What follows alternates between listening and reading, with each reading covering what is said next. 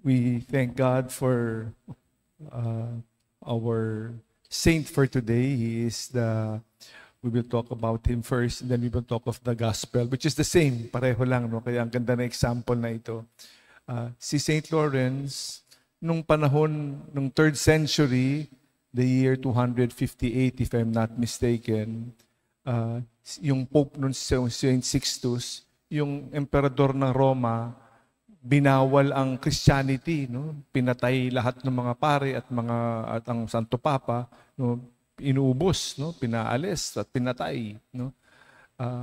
Ang may-ari ng kayamanan ng simbahan, ang tagapamahala, the deacon, he was a deacon, Lawrence. At nung siya'y, sabi niya, in 3 days, isuko mo yung mga kayamanan ng simbahan, lahat ng treasures ng simbahan, then you will be executed. No? In 3 days, pinamigay niya lahat ng kayamanan ng simbahan, pero dinistribute niya kasi kukunin lang ng hari, no? Lahat ng kayamanan. Kaya binigay niya, dinistribute. After 3 days, dumating yung hari, sinanong sa kanya, nasa na yung kayamanan, nasa na yung treasures ng simbahan? Dinala niya lahat ng mga mahirap, lahat ng mga pilay, mga bulag, no? May sakit, dinala niya, sabi, yan ang kayamanan ng simbahan. At nagalit yung hari at siya'y inutos na patayin. Paano siya papatayin? Papatayin siya sa ihawan, no? I-grill siya, no? Ihawan. At nung siya'y iniihaw na, no, ng buhay, sabi niya, baliktarin mo na ako, luto na ako dito sa kabila naman para pantay. No? The first reading speaks of a cheerful giver, and even at the last hour of death, nakapagpatawa pa, no, si San Lorenzo. No? What a beautiful example. We thank God for giving us Saint Lawrence, who offered his life, no? Like the gospel today. No? Whoever offers his life and dies will bear much fruit. At yan ang si Saint Lawrence. So we hear the gospel today of how important it is that we have to die to ourselves.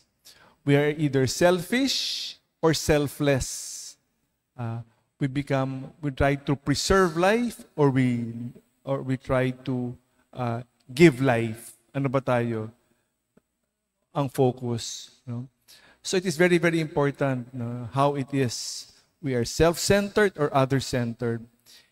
Kaya nga, if you love life, you will lose it. If you hate this life, you will gain eternal life. Parang baliktad, no? It sounds baliktad. If you love life, you will lose it.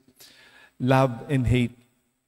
If you love life, ang focus niyan, ikaw. Naku, kailangan ko alagaan tong buhay ko kasi, no, it is very precious. If you focus on that, the focus is on my life. I have to take care of my life. Lahat ng gagawin ko is for my own benefit. I don't have time for others. Isipin ko yung sarili. How? The focus will be the self. So selfish focus on the self. If it is selfless, it is for the other. The focus is not the self. The focus, how can I help others? How can I be of service to others? So hindi sarili ang focus. Ang ginugugol ko yung example, oras. Gaano karami bang oras ang ginugugol ko sa sarili at how much time do I offer for the other?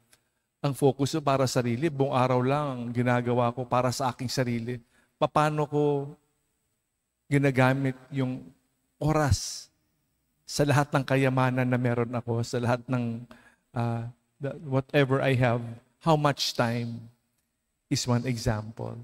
And we examine ourselves today.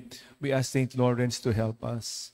As we pray for our dear Cardinal, he is a very great example for me, one of my models, if not the model, of how it is to live a selfless life. It is not for himself, but for others, si Cardinal Rosales. his whole life a testimony of how it is to be a wonderful witness of selfless living for the other. No? And we thank him as a concrete example. May we always have an example of ourselves, our own models, konkretong halimbawa ng mga tao nag-i-inspire. No? Pag selfless, nag-i-inspire eh. Pag selfish, toxic. Pag nakakasama mo, kasi ang focus, sarili. Puro sarili lang. No? Paano ko ba papaangatin yung sarili ko? Toxic. But if it is selfless, it is so inspiring. May we pray for people who inspire us, people who die for themselves, cheerful givers for the greater glory of God.